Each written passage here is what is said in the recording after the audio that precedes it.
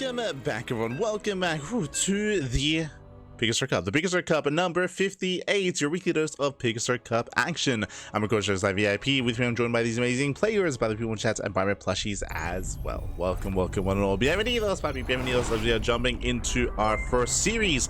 Exclamation mark, be in the chat if you guys want to have a look at the back yourselves. The bracket is live, the bracket is stacked, and we are jumping into the round of 16. Round 16 here in spawning in the bottom right-hand corner of Ruby Rock. We do have the South Green Protoss player. We have the Teal Protoss. It is LunaSea. And spawning in the top left-hand corner, we have the orange Zerg player. It is Leroy. And if you're in the chat, you know what time it is. It is Gamba time. Predictions are open. Place your bets on who you think will play in this series. Oh, hello, as we do have a 14 pool opener out of our Zerg player. Okay, early pool timing, early link production, early aggression is on the table here. Show us what you got. Leroy. Meanwhile, a big shout out to Complete in the chat. Complete, papi. Thank you so much. Thank you so much for subscribing for 21 months, 12 months in a row. Thank you, papi. Thank you. That's a lot. That's a long time support. It's been so long, papi. So long. 21 months. It's crazy, papi. Crazy. Thank you. Thank you. Oh. As it is going to be pool hatch, very late gas guys are here out of Leroy. Okay, have our attention here. Nice pylon block as LunaSea, he will delay the expansion. Leroy is banking a lot of resources, and ooh, just spent his larva as well. So this is a really rough start for the Zerg player. Remember, this was a pool first opener, but just made drones. So despite getting a pool first, there's no link production. Late gas, late natural base as well. Is investing into the queen. Now we're making lings, but again, everything has been disrupted, and it's a very shaky start for Leroy. Back at home, LunaSea just chilling. I'm going gate, cyber expand. Could go for a second gateway just to fully wall off, but nah, has no care in the world. Just goes for the expansion regardless. Doesn't overreact to the opener of Leroy. Does not overreact. The heart and soul of modern day SC2 casting right here. Oh, gracias, baby, gracias. Complete. True. We appreciate it. We appreciate it. Always appreciate it. And we do what we can. It's going to be an intense week this week, of course. We were just wrapping up all the Warden TV Monday casts, but we have RSL. RSL is throughout the rest of the week, so the rival StarCraft League is around the corner. Season 3 playoffs, and we're going to be all over those playoffs. Likewise, today is the first cast of many. We do have a second cast later on this evening. That is going to be the Podcast, our weekly talk show where we talk all things StarCraft. I did just wrap up with the Archon Studio AMA. So the AMA, it was a 2-hour AMA. We went through it. Likewise, we also caught up on the Clem EWC Road to EWC docu series as well, which was interesting. As the first pylon is going to go down, not bad. Pylon goes down, the depth is out. Lings, they can try to bring down the depth as well. So far, nice kiting here from LunaSea. Ooh, and he will clean this up. Yeah, he will clean this up. Takes care of all the Lings. The Nexus is done, of course, and we're taking up into a Twilight Council. A hyper-aggressive follow-up here out of LunaSea, going for the Twilight Council of all things. Into Glaives, into Charge, into Blink, where we headed. Regardless, hyper aggression at LunaSea. Meanwhile, we do see Leroy going for another gas. Guys are going into Roaches. This might be the beginning of a 2-base Roach all-in. There's no reason to get Roaches this early on unless we do plan on all-inning here. So aggression would make the most sense for Leroy. He's also skipping link speed. The problem is that Adepts may hit first. Glaives, they just begin, and it can of course be Chrono Boost. Yeah, speaking of, there it is. We get the Chrono on Glaives. We got 2 more gates on the way. I believe that's going to be a 3-gate setup. So 3 gates, a Robo, into the War Prism, into aggression across the map, and it's going to be a tough hold here for Leroy. Hoping they were able to make use of this initial tech. We have Roach production underway, but we're still also droning at the same time. We're going to commit. We got to commit, Pappy. Got to commit. Oof. Roach production into a lair.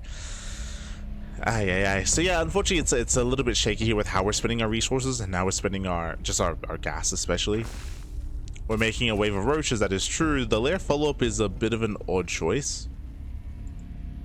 If the plan was to go for something like a Nidus all-in, I mean, I guess, but even then we don't really have the gas to afford that. So I'm not too certain as to what the lair is going to be for. It might just be for Roach speed, but if that's the case, then we could have been droning this entire time. And we could have gone to 3rd base as well. And this could have been a bit of a later timing with Roach speed lined up instead.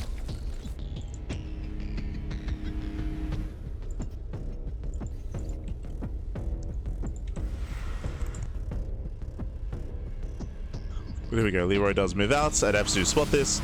Now, the one thing that I will say is that roaches do not trade well against Adepts, at least not in high numbers. As I say that, though, we have 1, 2, 3 roaches about to get picked up. And that's the second, and soon to be the third. Oof. Actually getting up to 4, up to 5. 5 roaches go down. Brutal losses here, and we do shade away. We're headed into the mineral line, and the roaches are racing back home. And Leroy is in a lot of trouble here. Again, he's going to be trickling out more roaches. We're ready for the warp in. Adepts take shade into the main base. Here we go, warping in 4 Adepts at a time. And Leroy cannot sustain these losses. Not like this. Queen went down. 4 more drones went down as well. Adepts take pull away.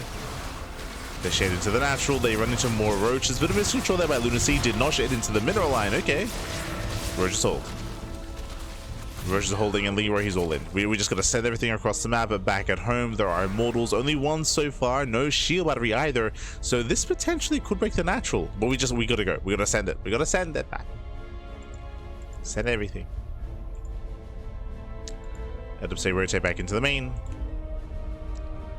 Leroy commits across the map. Oh, behind this is droning. Now is not the time to drone. I wouldn't be opposed to like Ling reinforcements, even slow Ling reinforcements. Someone to just help support the army. As that's going to be 12 dead drones, 13 dead drones across the map. Yeah, the immortals are in position, even without the shield battery. I mean, they're being untouched.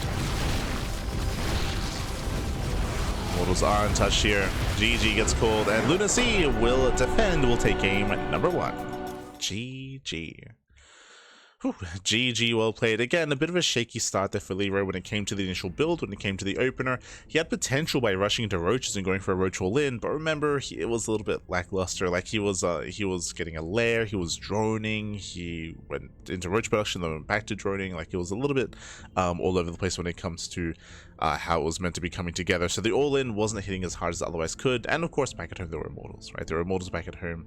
In the end, he could try to hold his own against the Adepts, but we had the follow-up here, and LunaSea takes game 1. Takes the first game, and now we're jumping to game number 2, and we'll see how our players do deviate. So remember, last game, Leroy did actually open up with a 14 pool timing. He went 14 pool, but his natural was delayed, his gases were delayed. Like that's why we did mention that it was a bit of a shaky start. We'll see if he goes for another 14 pool. We'll see if he goes into a 12 pool. We'll see if he goes into a standard opener instead. Let's go. Let us go. As game 2 is going to be on the Old Republic.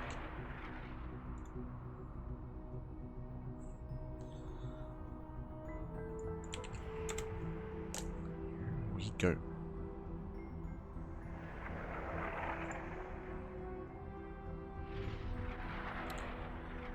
Just catching up on our calendar. That's what the rest of the week looks like.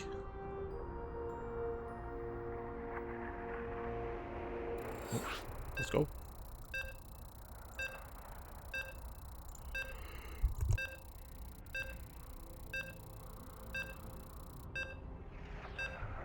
It looks like we will have to shift some things around. That's all good.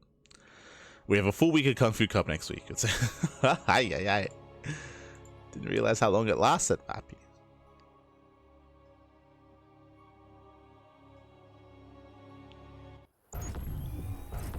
No. But here we go. This morning in the top right hand corner of the Old Republic, we have the Teal Protoss player. The Teal Protoss player himself, the South Green Protoss leading the series 1-0. It is LunaSea. And spawning in the bottom left hand corner, we have his opponents.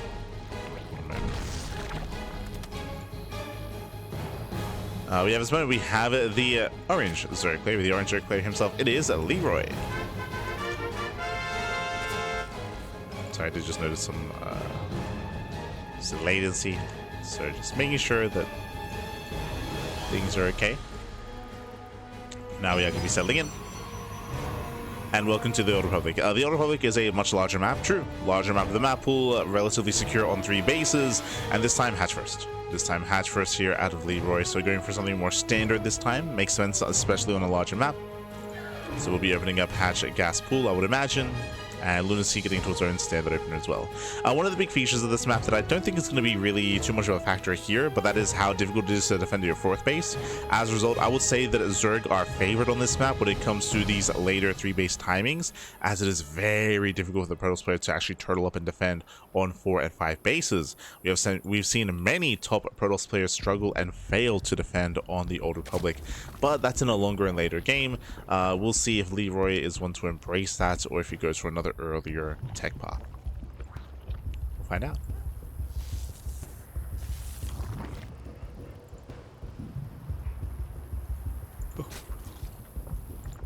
We'll find out.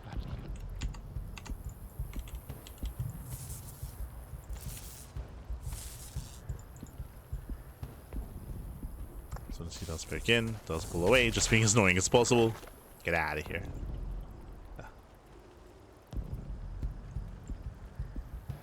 As long as he can. Behind this, we'll see if he goes for a standard tech path, going for a Stargate, or if he does deviate once again, going for a Twilight Council. We'll see. As LunaSea does check the 3rd. Cybercore is done. And based on the pylon positioning, it should be a Stargate. Typically, if we hide tech, the pylon will be further back, behind the mineral line, behind the gas geyser, just to make it more difficult for the Zerg player to scout. And oh no, there it is. It's gonna be the Twilight Council. Okay. Looks like Glavidips once again. Now, because of its positioning, the Overlord should confirm. Swarm forces under attack. Should be able to confirm. As Link spoke in, have to shade away.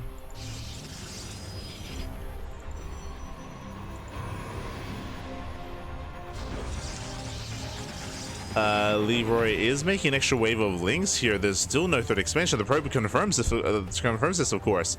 That's why LunaSea throws down a shield battery, as there is still no 3rd base, which is very suspicious. Something's wrong. We can see Leroy pull back into gas. Gets a safety spore. Under saturation at the natural base. Again, heavy under saturation here. Again, there are so many links. These could have been drones. Could have been drones, could have been workers. And what is the plan? As the Overlord doesn't get eyes on the tech. Oh. I will be forced to. There we go. Does convert the Twilight Council. This should trigger a Roach Horn response.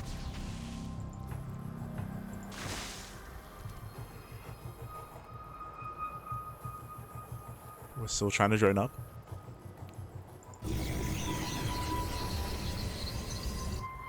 Still trying. Adepts are amassing. Without a Baneliness and without a Roach Warren, this will just kill Leroy.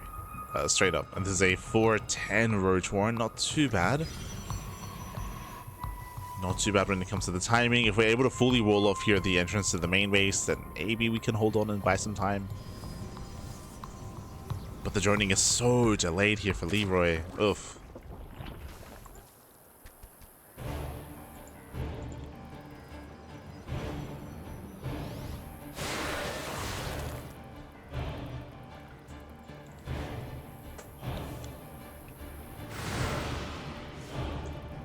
So here we go. Attempts are moving out. LunaSea commits.